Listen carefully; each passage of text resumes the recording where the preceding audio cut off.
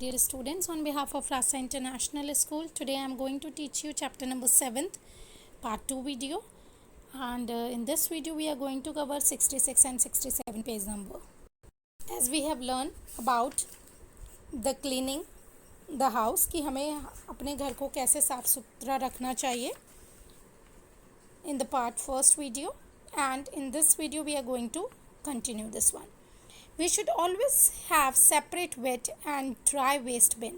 हमें हमेशा एक सेपरेट होना चाहिए, मतलब गीला और सूखा कूड़े के लिए दोनों बिन अलग अलग होने चाहिए. एक में हम गीला सूखा कूड़ा डालें वेट, और एक में हम ड्राई वेस्ट डालें. ठीक है.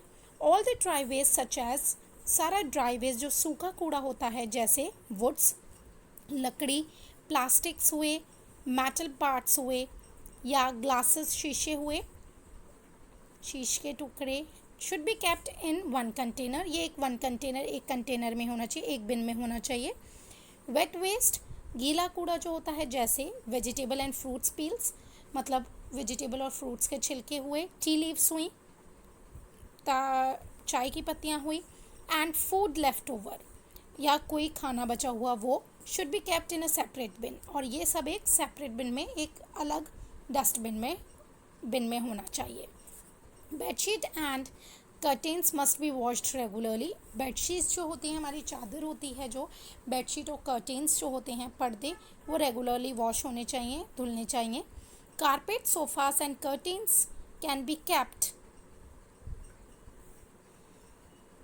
Dust free by using vacuum cleaner. और हमें कारपेट हुए, जैसे सोफ़ा हुए, कर्टेन्स हुए, पर्दे हुए, हमें हमेशा डस्ट फ्री रखने चाहिए, मिट्टी से फ्री रखने चाहिए कि using vacuum cleaner. Vacuum cleaner is a machine जिससे हम डस्ट वगैरह निकालते हैं, तो उससे हमें वो सब डेली करना चाहिए, क्लीन करना चाहिए.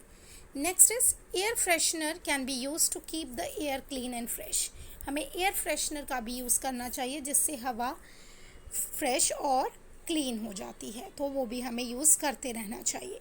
Now let's study about the clothes and fibers. Clothes कपड़े और fibers जिससे कपड़ा बनता है वो.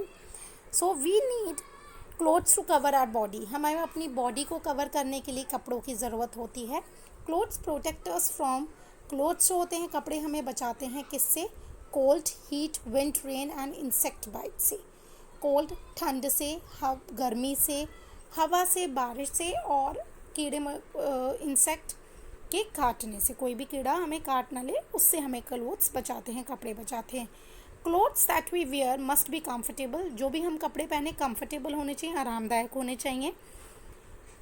Different kinds of material are use to make clothes for different seasons. Different type का, डिफरेंट काइंड का मटेरियल इस्तेमाल होता है, सामान यूज़ होता है डिफरेंट सीज़न के कपड़े बनाने के लिए. Clothes made from cotton absorb sweat. Clothes वो कपड़े जो कॉटन से बनते हैं, जो कॉटन के कपड़े से बनते हैं, कॉटन से एब्जॉर्ब स्वेट. उसमें क्या होता है, वो स्वेट होता है, जो हमारा पसीना होता है उसको एब्जॉर्ब कर लेता है, ठीक है, सोख लेता है. They keep us cool and comfortable during hot weather. और वो हमें कूल, ठंडा रखता है, कंफर्टेबल, आरामदायक रखता है हॉट वेदर में, मतलब गर्मी के मौसम में. We wear cotton clothes in summer. Summer में, गर्मियों में हम कॉटन के क्लोथ्स पहनते हैं. Clothes made of wool and silk kept our body warm. जो क्लोथ्स वूल से, ऊन से बनते हैं या सिल्क से बनते हैं, वो हमारी बॉडी को वार्म, गर्माहट पहुंचाते हैं. These clothes are best suited to wear in winters. और ये क्लोथ्स हम लोग विंटर में पहनते हैं. In the picture you can see here कि विंटर्स में हम वुलन क्लोथ्स और सिल्क के क्लोथ्स पहनते हैं, क्योंकि वो हमें गर्माहट देते हैं.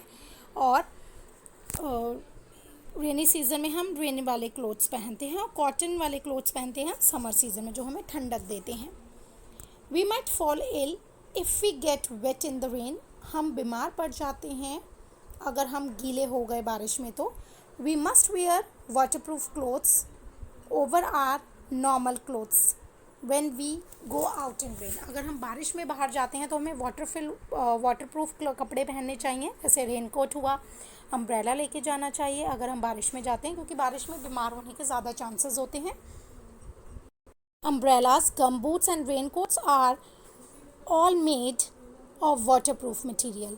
जो गम बूट्स होते हैं, you can see in the picture here, gum boot हुआ, रेन कोट हुआ, अम्ब्रेला हुई, ये सारे बहुत यूज़फुल होते हैं किसमें, वाटर प्रूफ मटीरियल के लिए बहुत मेड होते हैं, मतलब ये वाटर प्रूफ मटीरियल से ही बनते हैं। Let's study about the fibres. The materials are use to make clothes.